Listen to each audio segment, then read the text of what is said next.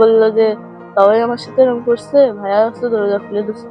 তা আমি করছি যে তোর সাথে এরকম করলো, তা আমি তো টের পেলাম না, করলো যে আমার ঘরের থেকে বাইরে নিয়ে গেছিল।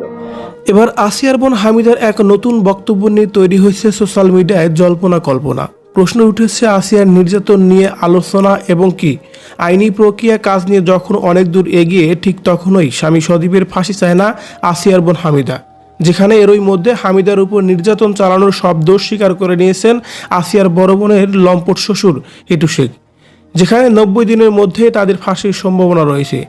আর সেখানে হামিদার স্বামী সদীপের বিষয় নিয়ে উঠেছে অনেক বেশি প্রশ্ন, যেহেতু হামিদা তার স্বামীকে নিয়ে সেদিন বলেছিল শুধুমাত্র ঘরের দরজা খুলে দিয়েছিল সদীপ, আর শ্বশুর লম্পট তার অমানবিক কাজ করেছেন এবং কি শাশুড়ি তা দাঁড়িয়ে থেকে দেখেছেন।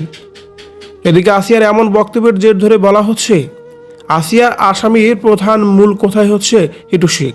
আর তাই তো প্রথমের দিকে বোন আসিয়ার মৃত্যুতে সজীবের কোনো প্রকার ফাঁসি চায়নি হামিদা, আর এখন আবারও সোশ্যাল মিডিয়ায় প্রশ্ন উঠেছে তাহলে কি সত্যি হামিদা তার স্বামীর সজীবের কোনোই ফাঁসি চায় না। এদিকে যদিও এখন পর্যন্ত সাক্ষীদের আদালতে ডাকা হয়নি, শুধুমাত্র আসিয়ার ঘটনায় আসিয়ার বড় বোনের লম্পট শ্বশুর এবং তার দেবর, তার স্বামী এবং কি তার শাশুড়িকে গ্রেপ্তার করে রিমান্ডে নিয়ে তাদের স্বীকারোক্তি নেওয়া হয়েছে। হয়তো খুব শীঘ্রই সাক্ষীদেরকেও ডাকা হবে। এদিকে হিটু শেখের একমাত্র মেয়ে অনেকদিন পর তাদের বাড়িতে এসে দেখে তার বাড়িঘর একেবারে শেষ, কিছুই নেই বাড়িঘরে, ভেঙে ফিরে তছনছ করা হয়েছে।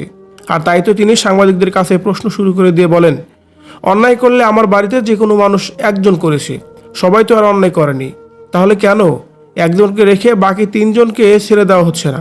বিশেষ করে তিনি মনে করেন যে তার মা এসবের মধ্যে কোনোভাবেই যেন জড়িত নেই। তার মা দাহাদা খাতুনকে তিনি বলেন উল্টোপাল্টা কোনো তথ্য না দিয়ে সঠিক কোনো তদন্ত করে তাদেরকে শাস্তির ব্যবস্থা করা হোক।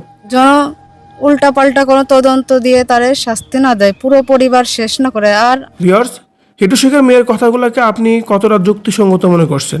অন্যদিকে স্বামী সদীপের নাকি শাস্তি চায় না হামিদা, এমন তথ্যই সোশ্যাল মিডিয়ায় যেন ছড়ানো হচ্ছে। হামিদা নাকি তার একমাত্র শ্বশুরের শাস্তিটাই বেশি কাম্য করেন, এমন কথাই বলা হচ্ছে সোশ্যাল মিডিয়ায়। যদিও নতুন করে বক্তব্যে দেখা গেছে শ্বশুর বাড়ির সবাই শাস্তি চায় হামিদা এবং কি ফাঁসিও কার্যকর যেন খুব দ্রুত করা হয়, এমনটি কিন্তু হামিদা বলেছে কিছু কিছু ভিডিওতে। আমাদের শ্বশুর বাড়ির সবাই জড়িত, তাদের সবারই জন্য দৃষ্টান্তমূলক শাস্তি হয়। আসিয়ার বোন হামিদার বক্তব্য নিয়ে যদি আপনার কোনো মতামত থেকে থাকে কমেন্ট করে জানিয়ে দিন কমেন্ট বক্সে।